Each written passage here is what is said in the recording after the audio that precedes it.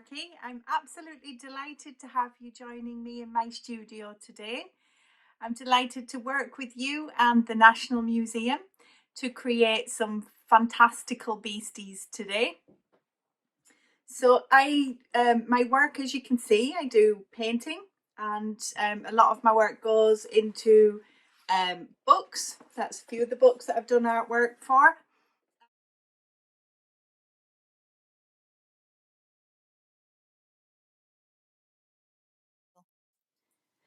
We are going to make ourselves our own characters. We're going to draw them and then we're going to turn them into clay today and make a hanging decoration for Halloween.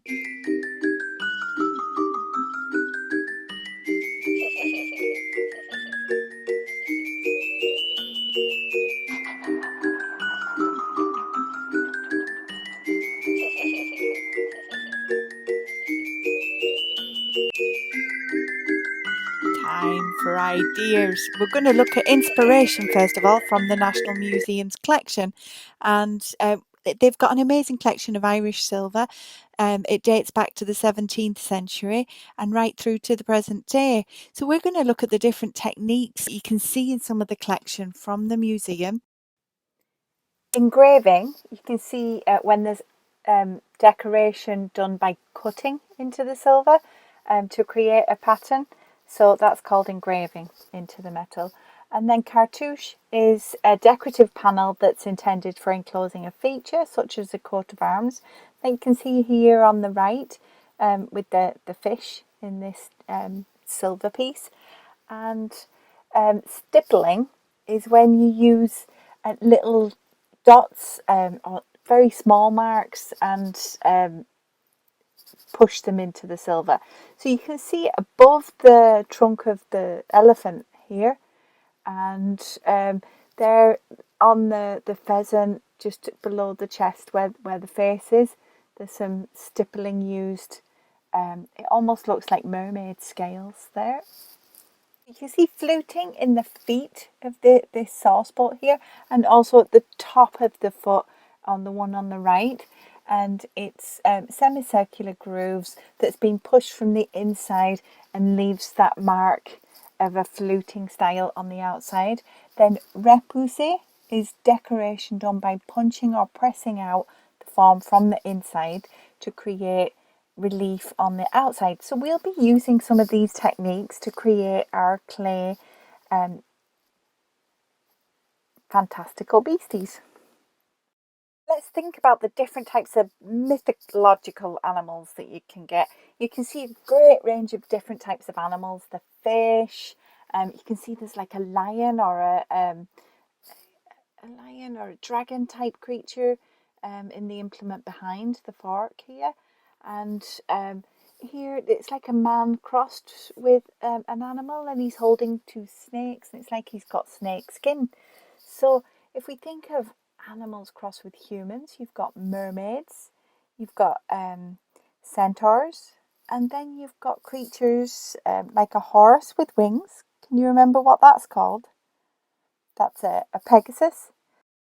We're going to have great fun today creating our own blended animals to create our fantastical beasties. You can see more animals here in the drawings of the teapot and the sauce boat, and on the handles of both you can see the humans crossed with the with an animal, and it's quite like what was used on the boats, the mastheads on the old boats that were carved so beautifully. So in these drawings you can see a beautiful mix between foliage as well. Lots of elements of nature, the flowers, the leaves, like ferns that are all curled up. There's shells and fish in the sauce boat. It's interesting to note as well that the silverware was mainly, like 250 years ago when it was first being made, it was mainly very rich people that had teapots and gravy boats, and they ate accordingly. They had very expensive tea and cooked the most expensive foods, so and served them in these silverwares.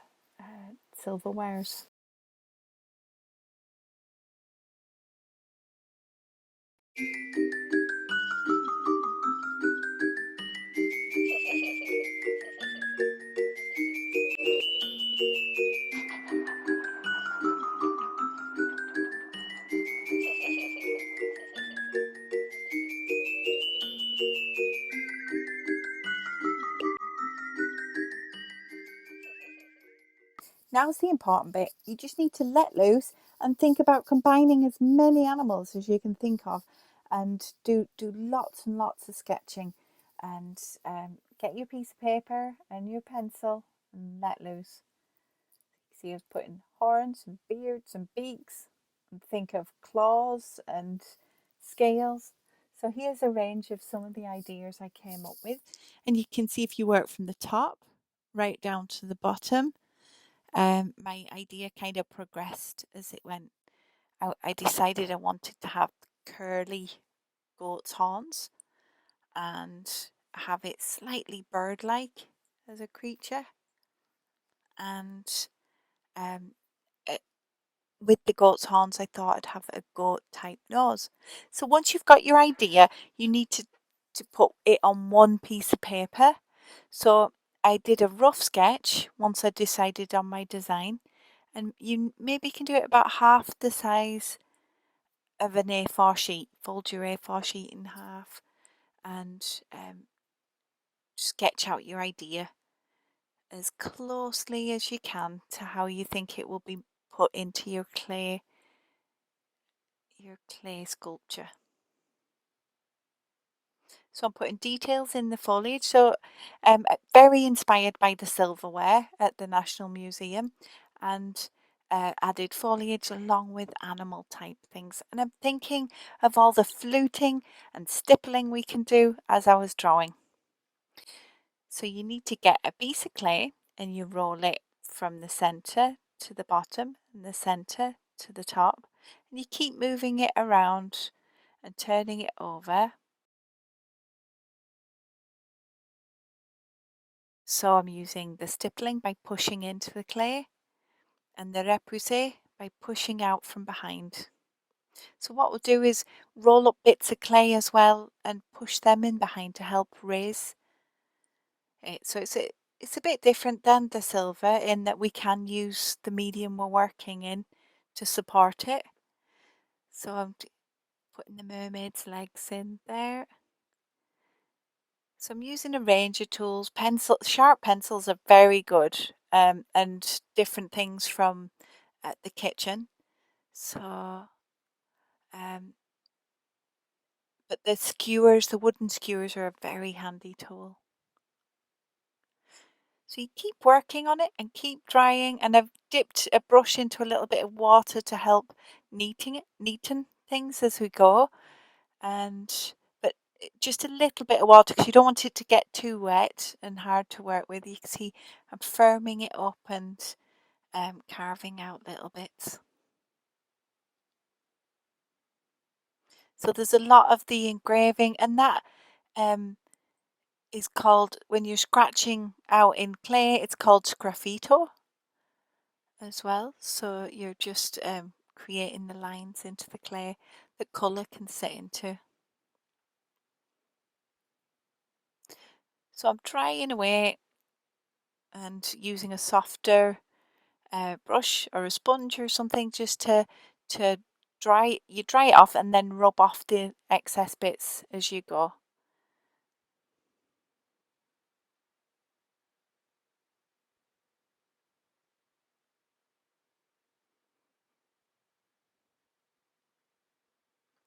So you can see how it helps to have it dry and you're able to add more details.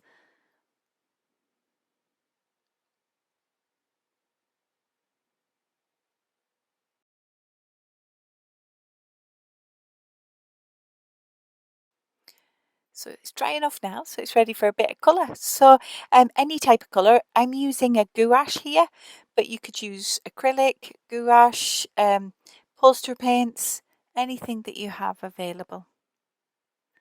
And I'm working with quite natural colours, and I'll layer up my paint as well.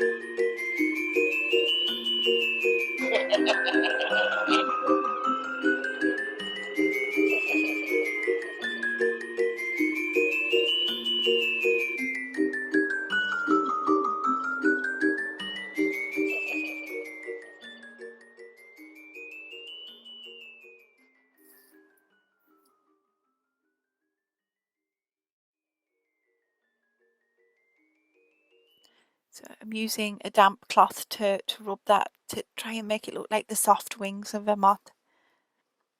And the next thing you need to do when you've actually finished it, now I am going to add another layer of paint. When you've finished it, you add either PVA or there's acrylic spray paint, and you can protect your surface with that. And then I've got a bit of waxed cotton here. You just tie it into the head. And to finish off, I've just added a dry brush of white gouache on top of the creature, and that's it, ready to go. Ready to sit in the window or on the wall for Halloween. Thank you so much for joining me. I hope you enjoyed making your fantastical beastie, and I'd love to see them. You can tag the National Museum and get your guardian or parent to post them up. So happy Halloween. Bye bye.